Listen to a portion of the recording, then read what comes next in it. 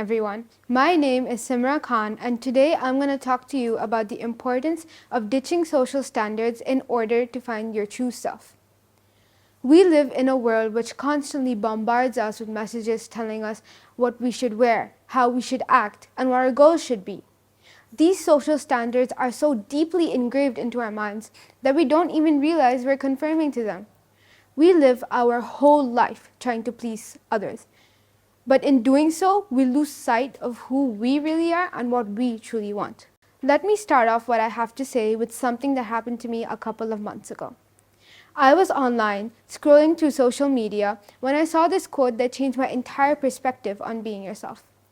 The quote was by Mokokoma Mokohonoa, and it stated that plants are more courageous than almost all human beings.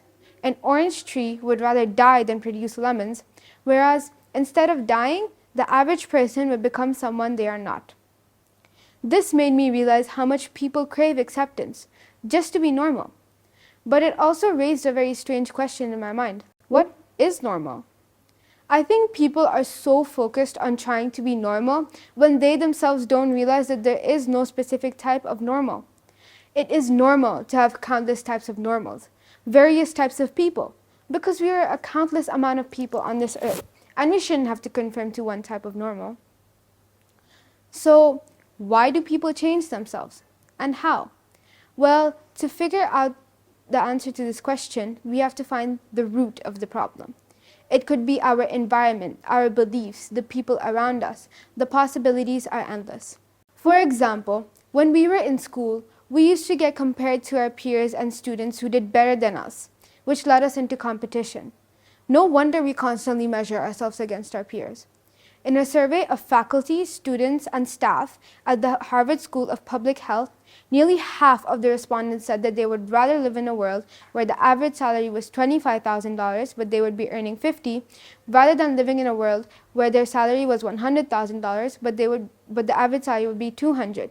Because we can't stand seeing someone do better than us. Our beliefs tell us that we have to be number one always. Any other number is simply unacceptable. But what if being number one at all times makes me someone I don't like?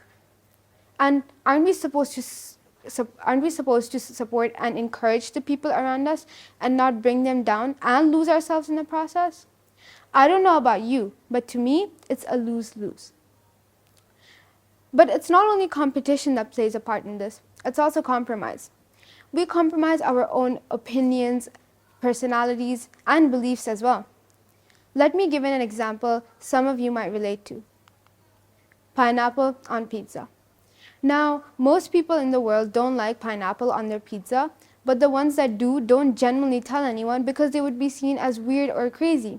It's like how we sacrifice our personalities for the need to fit in, a fear of rejection or conflict, or just that belief that we have to follow every social standard perfectly.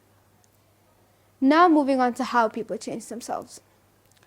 Well, there isn't a measure of how someone can be more accepting towards societal standards, but what can be measured is how your brain guides you into that direction.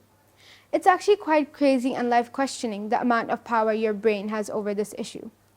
Let me give you a quick science lesson. When you're confirming or accepting a social norm, a part of your brain called the medial prefrontal cortex is activated. The greater the situation, the more meaningful the situation, the greater the attraction. To help you better understand, let me give you an example. Imagine you're at a new school and it's your first day of class. You notice that everyone is dressed in a similar fashion.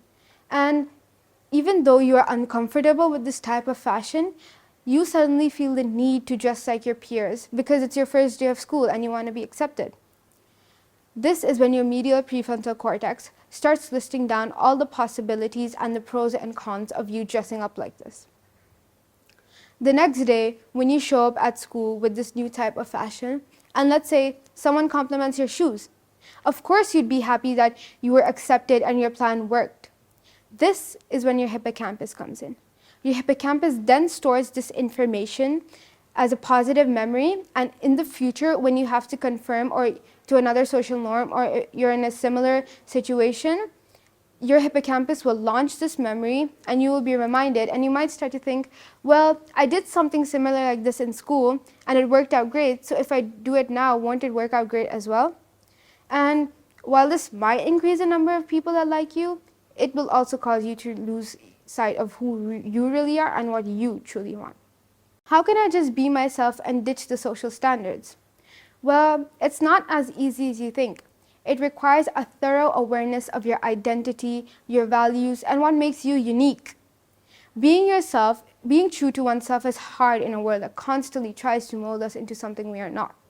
So, with that information, I think, in my opinion, the first step to truly becoming yourself is to not care about what others think.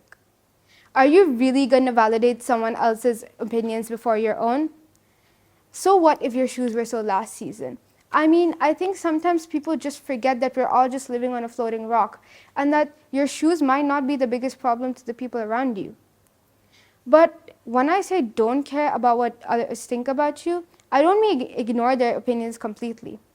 For example, you depend on your boss for your paycheck, so you care about what he thinks on your work and other work-related issues.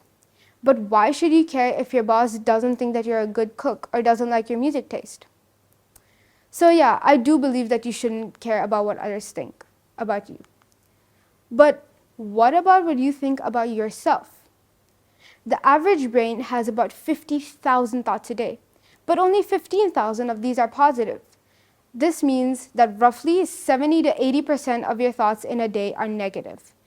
Your level of self-confidence reflects how strongly you believe in your abilities and capabilities.